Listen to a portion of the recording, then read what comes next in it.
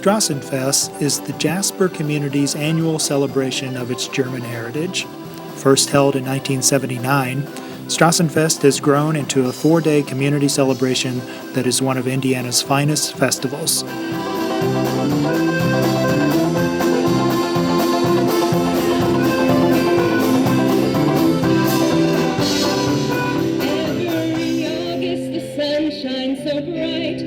Jasper, Indiana. The downtown square is oh what a sight.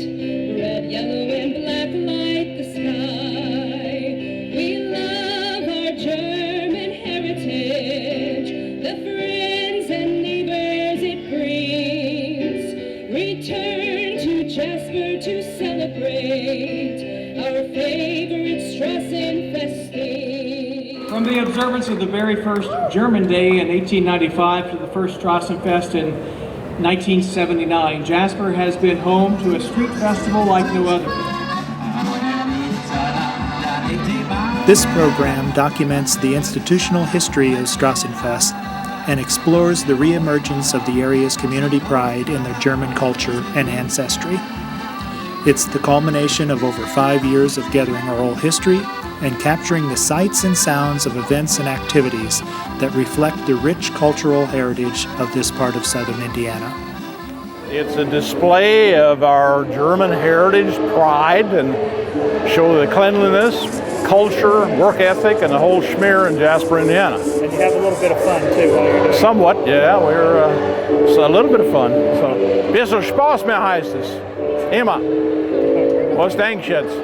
We're very fortunate to have a Chamber of Commerce director that's highly involved, highly motivated, does a great job of keeping things organized, and a good group of young people that really put their heart and soul into this thing and keep it going. I've been around Strassenfest my whole life.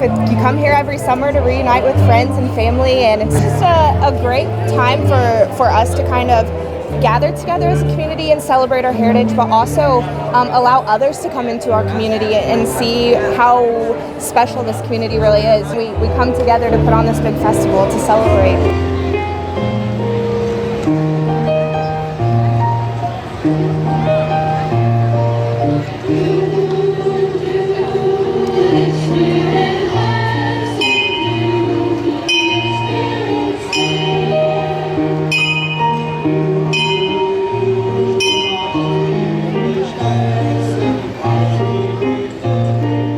Even though we've been here for 40 years, we're bringing amazing things in and just remembering the traditions that we have. I'm born and raised in Jasper, Indiana, and I get the amazing opportunity to come out to Strassenfest since I was really little, and I've just had an amazing time getting to spend these years building tradition like they have over the past 40 years.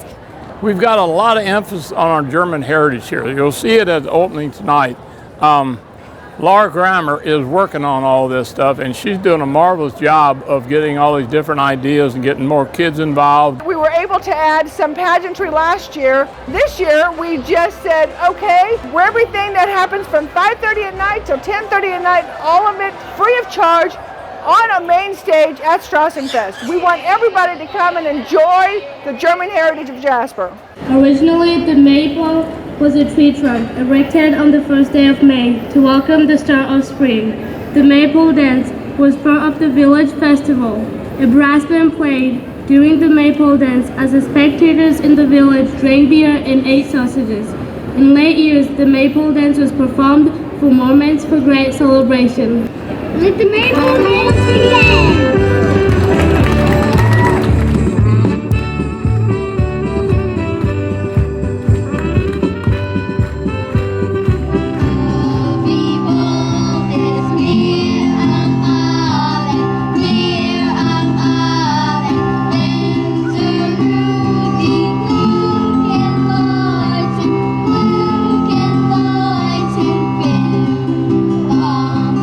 Bam, bam, bam.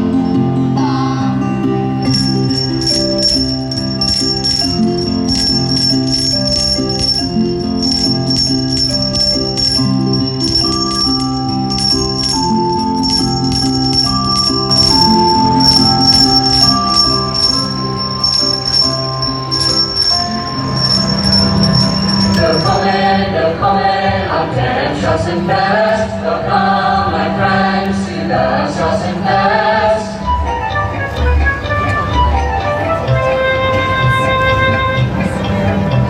Willkommen, mein Freunde, auf dem Strassenfest. Willkommen to you and you.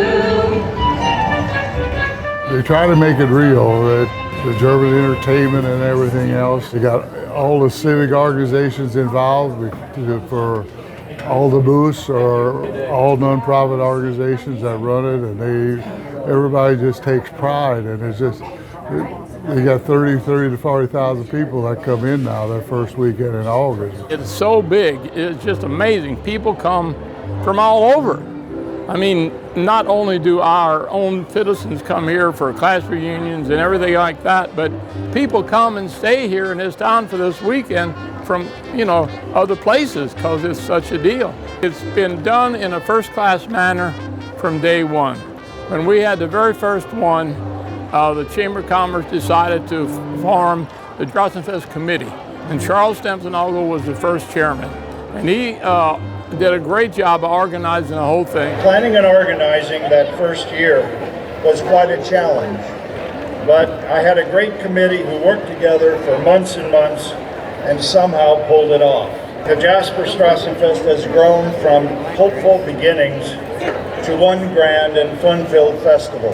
There was a lot of good decisions made over the years to guide it to where it is now. The early leadership defined the booths and how they would look, so that every stand looks presentable and not just something cobbled together, and it's first class all the way. The committee takes the cut off the top to help pay for entertainment, the erecting of stages, all the other things that go part of it, but then each booth gets to keep their own profits and go back to the charities that they all support.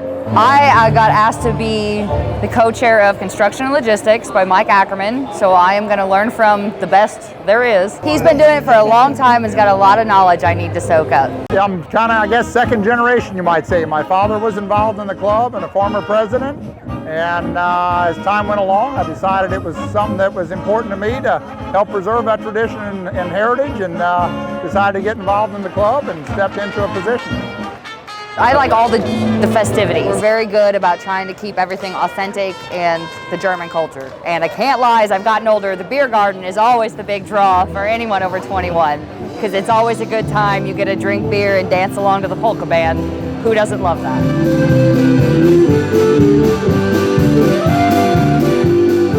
We as a community were awarded the 2018 Chamber Community of the Year. That is definitely something to celebrate, and that is exactly what we will be doing throughout the fest. It is so important for everyone to realize how blessed we are to live in such a great community. I hope you have the opportunity to enjoy events hosted throughout Jasper. I know that this week is something a lot of people look forward to every summer.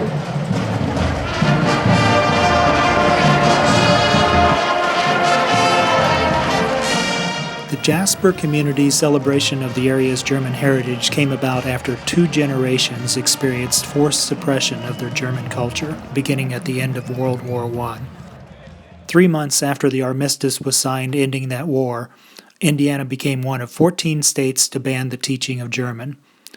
Several Strassenfest organizers remember their ancestors speaking German in their homes. My father studied German when he was in school, and when World War I broke out, they had to quit that, and so then it was only English. Until World War I, the newspaper was still in German, okay? And they spoke German in school, and they changed it. When my dad was growing up, they spoke German at home. He didn't learn any English till he went to first grade at Ireland. That was the first time he learned English.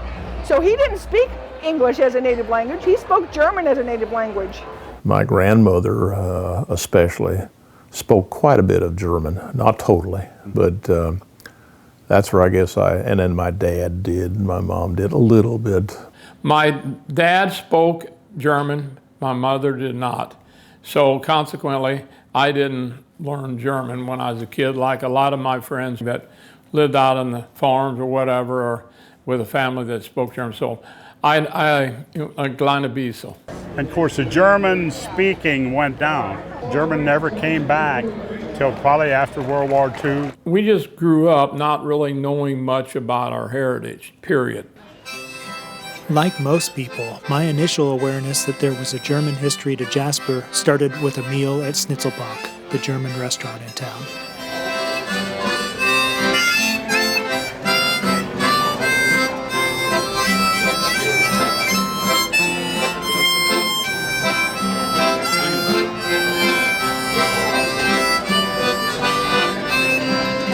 Ist das nicht ein Schnitzelbank? Ja, das ist ein Schnitzelbank. Ist das nicht ein kurz und lang? Ja, das ist ein kurz und lang. Ist das nicht ein Hin und Her?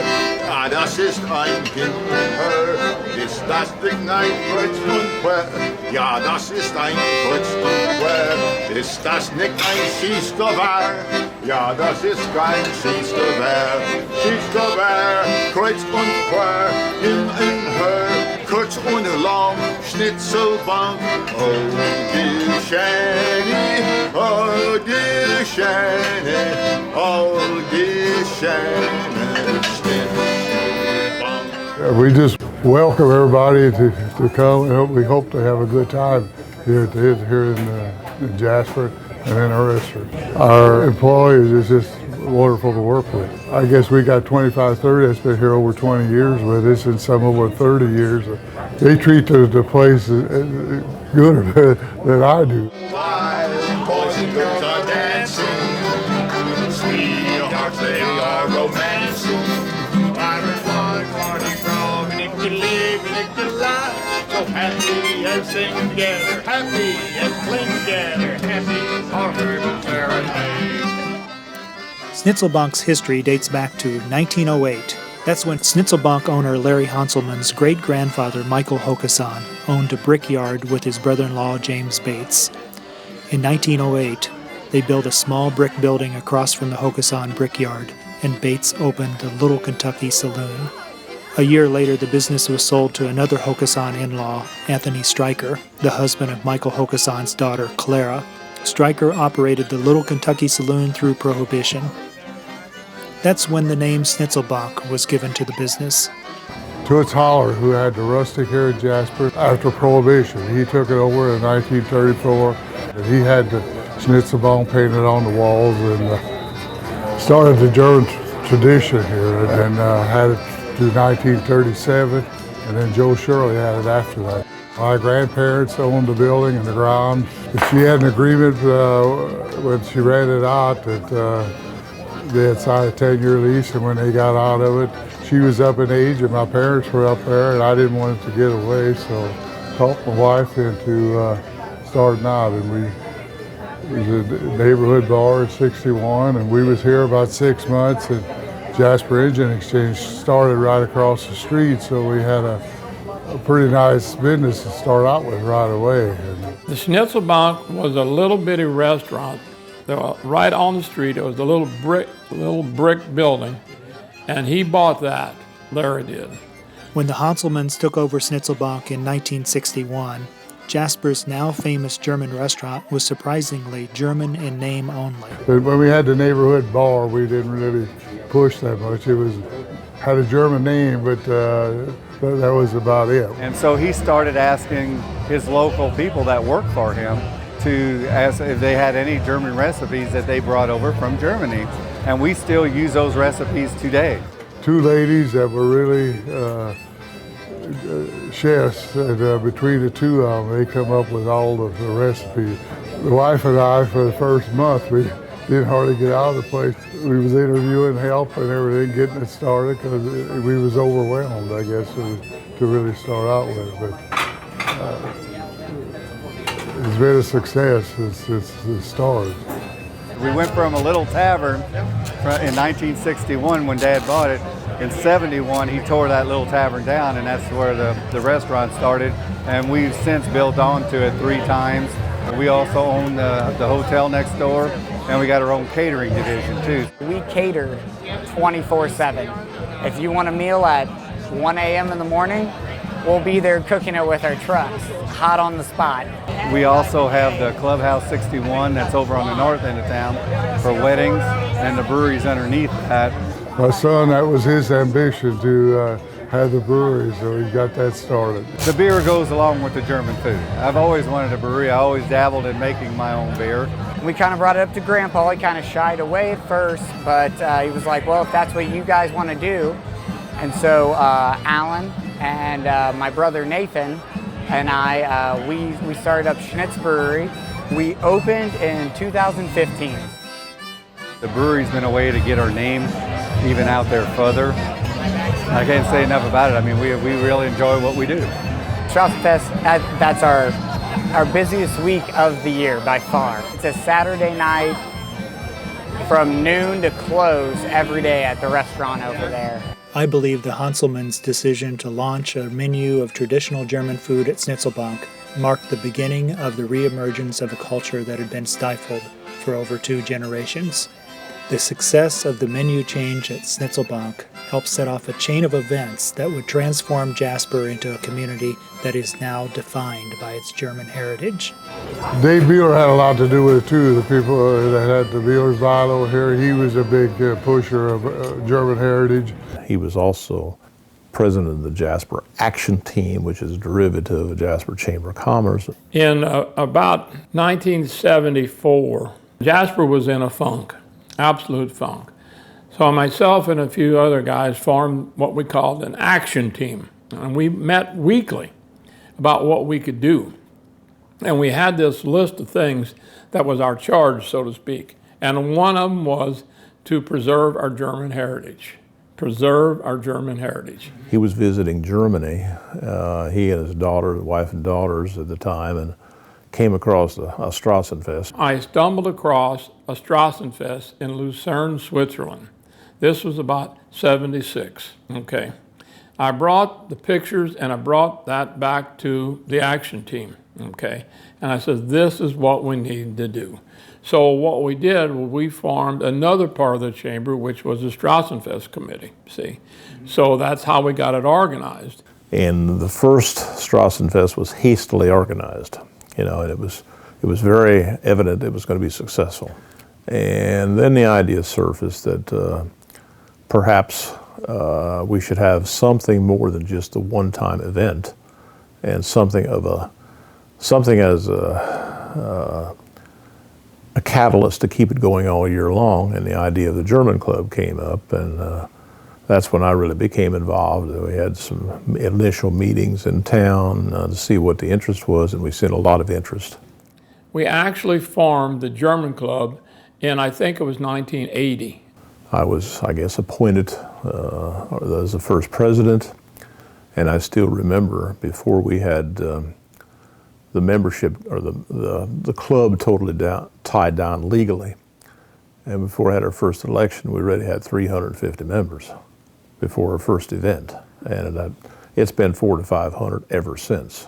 And then we decided a couple years later to start the sister city relationship. And that's how the progression, the Strassenfest, the German Club, the Deutscher Verein, and then the sister city, all within about 4 or 5 years, okay. Oh, they hired a humanist in residence, Sabine Jordan. And she suggested at the time that if you want to really solidify the culture, you really need to have some connection with something in Germany. And we got the idea then of sister city, started searching for one. We actually took a German club trip to Germany where we visited 3 towns making a a sister city partnership decision. And one of them was Pfaffenweiler, okay? So we went there thinking about 2 other towns besides Pfaffenweiler, because we didn't truly understand. At that point in time, I had no clue that 3 sides of my family were from Pfaffenweiler. It blows my mind how it's developed and sustained. Sustained is the key word, because now you've got many families, friendship families, that type of thing, that lots and lots of. Well, the names are all the same. Yeah, the names are the same, you know. We're really excited to have all of you out joining us this evening to celebrate the 30th anniversary of our Sister Cities partnership. We're really fortunate to have many guests here with us from Pfaffenweiler, Germany this evening. So if you see them, they're all wearing their green shirts. So welcome them to Jasper and enjoy the fest weekend with them. To start our ceremonies this evening, we are going to have the Pfaffenweiler Community Band lead us in the German National Anthem.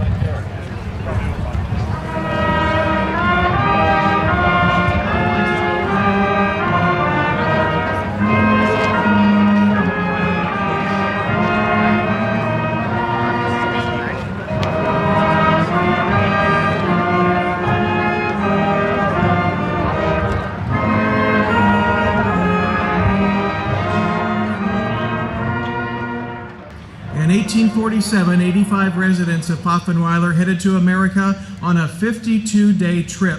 The ship was Tallahassee. Many of these immigrants ended up in Jasper and began a new life on land which reminded them of the rolling wooded hills of their homeland in southwest Germany. Through research in the early 1980s and a desire of the Jasper citizens to connect with their past, it was determined that Pfaffenweiler would be the ideal sister city. In 1985, 41 Pfaffenweiler citizens came to Jasper for the official signing of the Sister Cities document. With delight, I present the dearest greetings from all citizens of Pfaffenweiler to you this evening. In representation of 2,500 citizens, over 30 Pfaffenweiler have come to Jasper to celebrate with you the Strassenfest, but for most, the 30th anniversary of the partnership between Jasper and Pfaffenweiler. It's now more than just a sister city, it's a cultural exchange. We can say today, now we have 30 years partnership, and it is a partnership what is no one is like that in the whole world, I'm sure. Jasper's Sister Cities program was recently recognized as best in nation for a city of our size. Pfaffenweiler has an annual celebration called the Schneckenfest. As part of the Pfaffenweiler Schneckenfest opening ceremonies, the mayor traditionally lights a lantern. In honor of our relationship with Pfaffenweiler, we will light the Sister City lantern, blending our German roots and American way of life. The Jasper community's original connection to Pfaffenweiler, Germany came about because a German-speaking priest, Father Joseph Kundig, came to the area in 1835.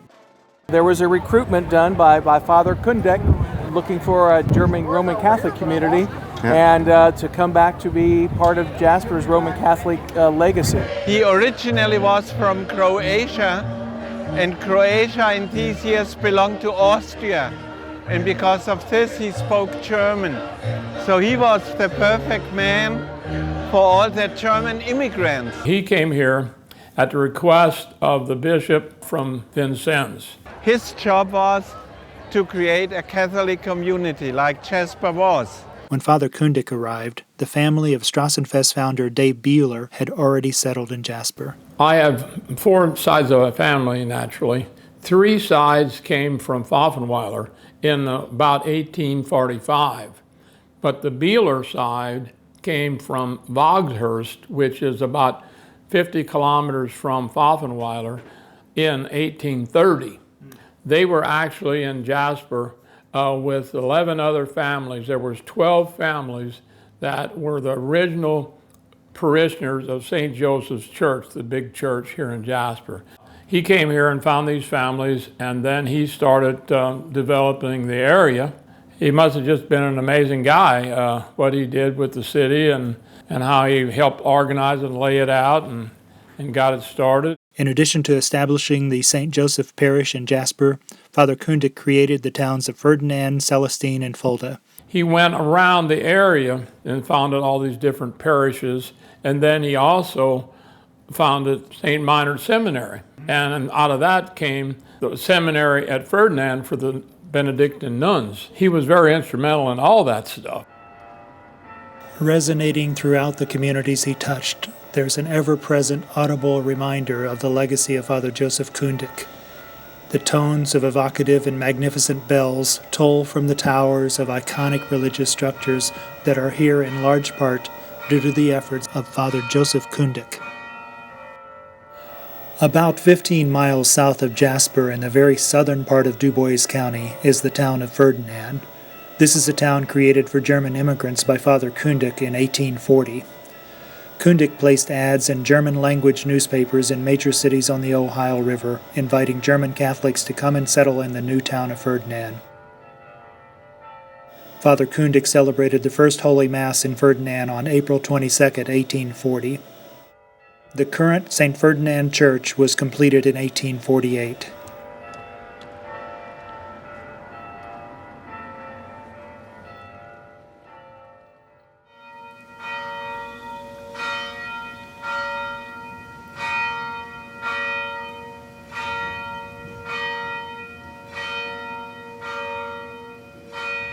In 1853, Father Kundig convinced Benedictine monks from Einsiedeln Abbey in Switzerland to come to America to minister the area's growing German-speaking Catholic population.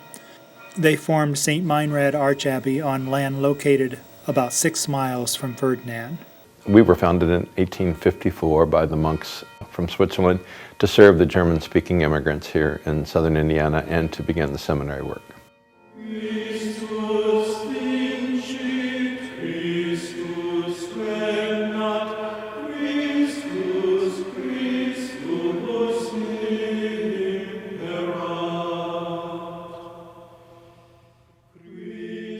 The unique sandstone used for the St. Minerad buildings comes from a quarry located across the Anderson River Valley on a hill about a mile east of the Archabbey.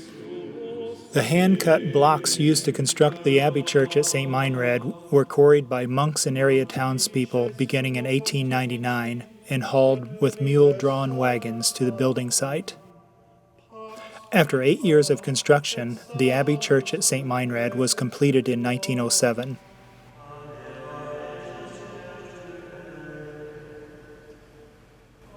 We've got a great tradition here, so we're very happy that we can share that with whoever comes as our guests, as our patron St. Minerad did.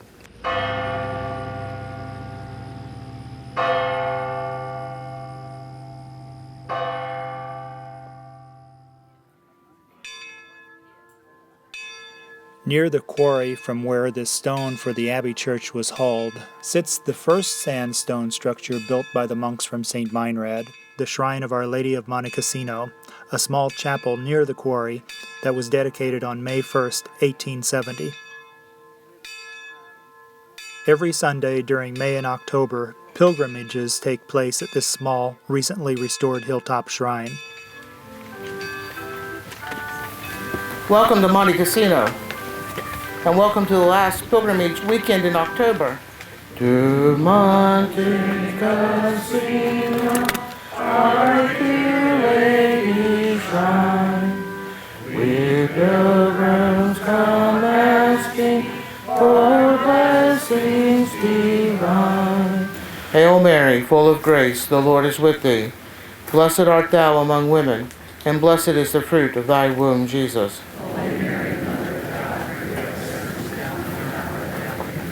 Hail Mary, full of grace, the Lord is with thee.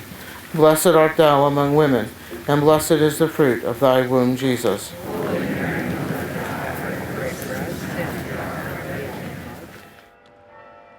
There's another magnificent building located in the area due to the influence of Father Joseph Kundig, and that's the incredible Monastery Immaculate Conception, or Castle on the Hill, as it is called. This is the home of the Sisters of St. Benedict Monastery, founded in Ferdinand in 1867, when 4 Benedictine nuns came to Ferdinand to educate the children of German immigrants at the St. Ferdinand Parish School, a school started by one of the monks Father Kundig brought to St. Minerad from Einsiedeln, Switzerland. Eventually, the Sisters of St. Benedict would teach in more than 75 schools in 12 states and 5 countries. In all the small towns around here, Fulda, St. Minerad, St. Henry, there were all small elementary schools that were taught by the sisters of the Benedictine sisters of Ferdinand, and the priests in the churches, which every little town had a church and had a priest or two, were Benedictine priests. So we were all very tied together with that. I went to the two-room school in Mariah Hill and got a wonderful education from those Benedictine sisters. I praise them every day that I can read and write and that I have a thirst for knowledge. They gave educations to people for practically no money, no insurance, no health care. What they did at Ferdinand to build that beautiful building with their hands and their sweat and their tears, you walk onto that hill, you feel the presence of God, and you feel the holiness, and you feel the difference. Construction on the chapel at the monastery was started in 1915. The interior was finished in 1924. The pews in the chapel were hand-carved by German artisans.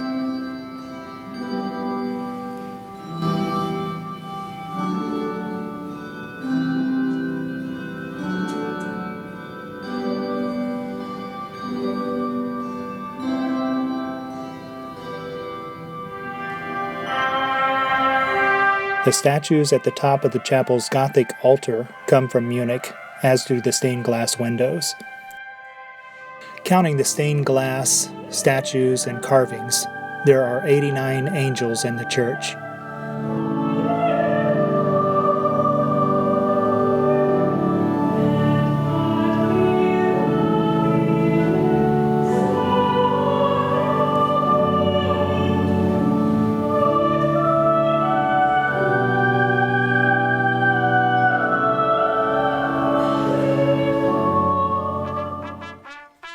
There's another angel that makes an appearance at the monastery each November as Christkindl.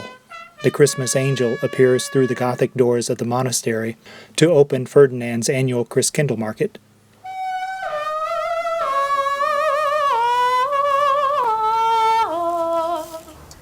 Christkindl market was brought to Ferdinand in 1998 as a way to promote the area's German ancestry. Dubois County Tourism asked if perhaps Ferdinand would have a Christmas event, and I said, yeah, we'll do a Christkindl Mart. It just popped into my head because we are so German here, and I wanted to kind of build on that heritage factor.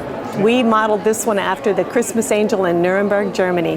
Their angel, she appears from the balcony of their church, and we don't have a balcony on our church, but we have this beautiful monastery. The monastery plays such a big part in the Christkindl Mart the way it is. We wanted to build on that. So she comes out of the doors of the crypt and she heralds in the mart. It takes place sharply at 6:30 on Christkindl Mart Eve, and that is always the third full weekend in November. Whoever comes to visit shall be welcome. Let the mart begin. There's so much I love about Christkindl Mart, but in particular being the angel, I love the kids. I love how their eyes light up while they're watching the show. I think this community does a really good job of making sure we stay connected to the heritage, the German heritage. It's great traditions.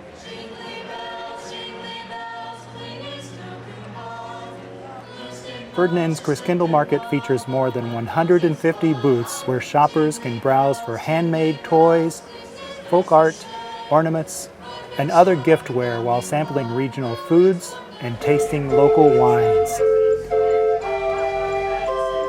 All vendors are located indoors at 6 different locations throughout the town. The turnout each year is larger, and the whole community pitches in to help with this.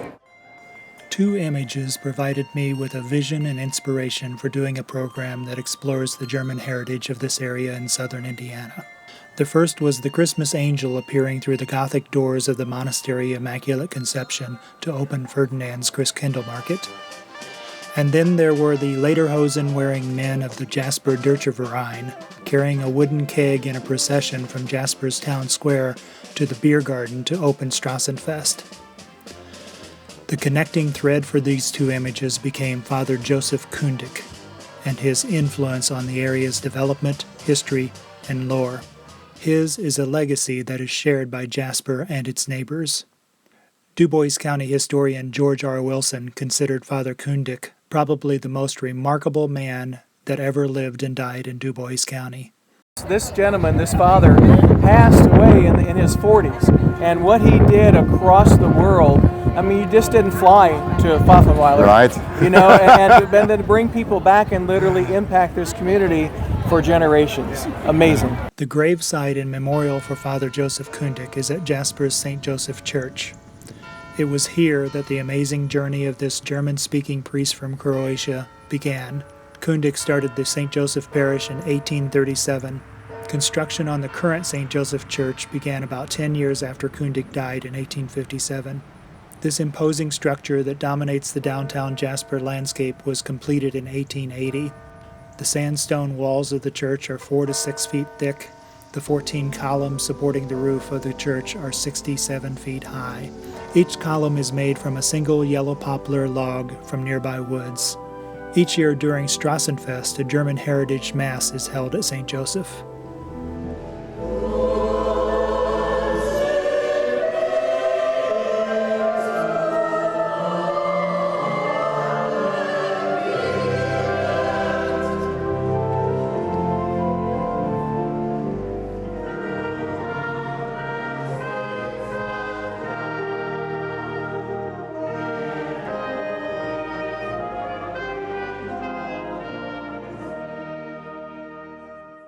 I'm very honored to introduce the host and hostess for the 2019 Jasper Strassenfest, Deutsche Verein German Club President and First Lady, Van and Nancy Ziegler. 41 years ago, a group of individuals joined together to create an event honoring our German heritage. As president of the Deutsche Verein, or Jasper German Club, it's my honor to invite you to enjoy all the activities happening throughout our city. So have a great and safe time at our fest. Night watchman rings bell and mayor lights the lantern. Welcome and dancers revealed. Children weave ribbons and dance around the maypole. Schuhplattler dancers are cheered. We love our German heritage. The friends and neighbors it brings return to Jasper to celebrate our favorite Strassenfest things. The preliminary event to the opening ceremony of Strassenfest is the Box Parade, an event that predates the German festival by several decades. This event is one of the events that is going on every year since the very first Strassenfest in 1979. Everyone here, give the Lions a hand for continuing to do this march year after year after year. We're at the Strassenfest Box Parade, which kicks Strassenfest off. The Lions Club of Jasper has been doing this for over 25 years. Kids 12 and under can make and decorate cardboard boxes, come down, enter those boxes in the Box Parade. It's a fun thing for the kids, it's fun for the parents, it's just a long-standing tradition here at the Jasper Strassenfest. When I was a kid, it was a Labor Day event. We would take boxes and we'd take them, start at Library Park and march up Main Street. That was back in the early 60s. And it may have been long before that, but that's my earliest memories. It's 60-some years ago, so it was a great time then. When I was a kid, I pulled the Labor Day box around Main Street, just a couple blocks up there when I was a kid. Labor Day Box Parade. As the Box Parade concludes on the Jasper Town Square, the voices of the celebration singers provides an Americana choral prelude to the opening ceremony of Strassenfest.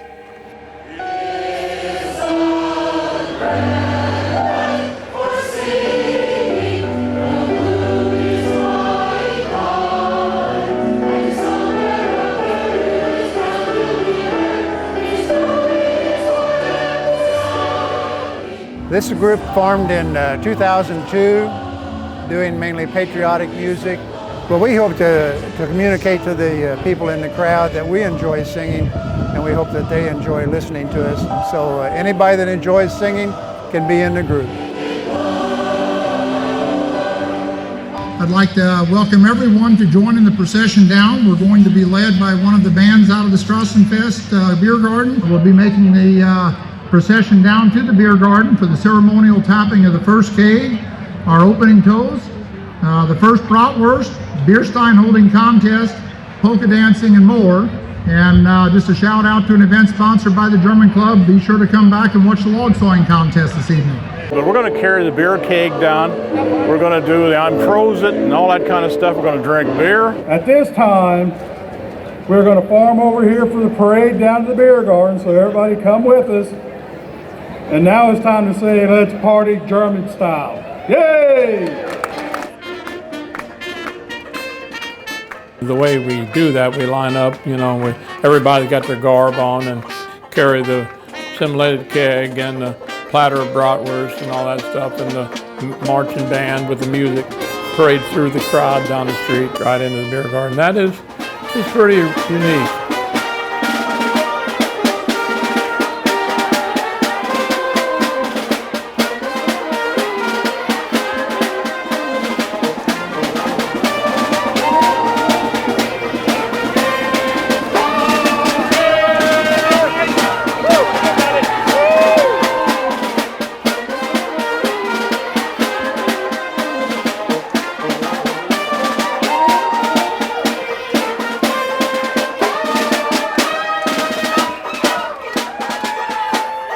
This is a little bit of the samplings of Strassenfest, a little bratwurst from the first bratwurst, sauerkraut, pretzel. And we'll get a beer here in a little bit.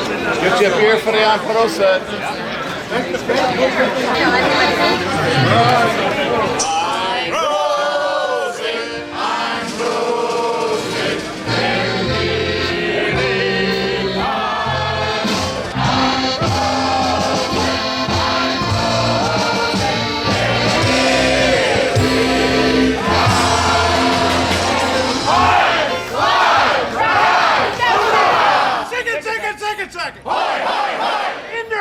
Kindermocher! Ja, ja, ja! Motorcycle, motorcycle! Vroom, vroom, vroom! Der Deutsche Verein is We just think we'd like to put on the best show we can. We love the connection that brings the city of Jasper to all the surrounding communities, actually. We just like the enthusiasm and the tradition, bringing back the old country's ways. I'm Irish, for God's sakes, but I'm married to this wonderful German right here. People need to come to the Jasper Strassenfest because we bring top-notch talent from Chicago, Cincinnati, Louisville, and it's every night just 2 or 3 or 4 great acts that you can enjoy, and it's free. It's free, for God's sakes.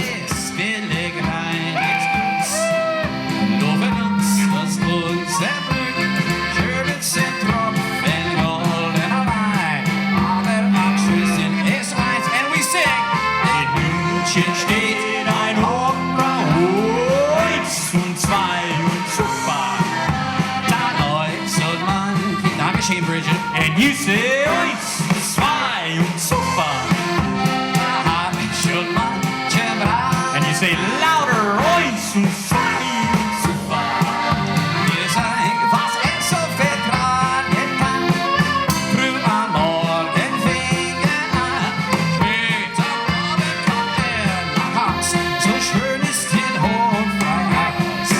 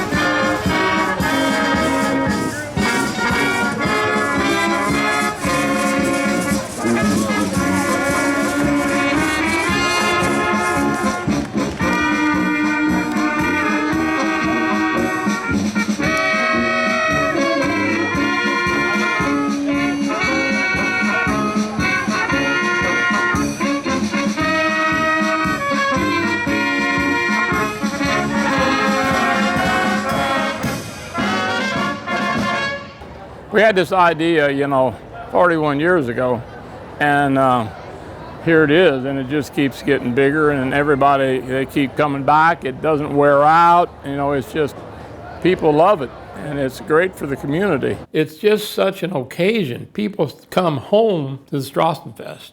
It is an event that brings people here from everywhere.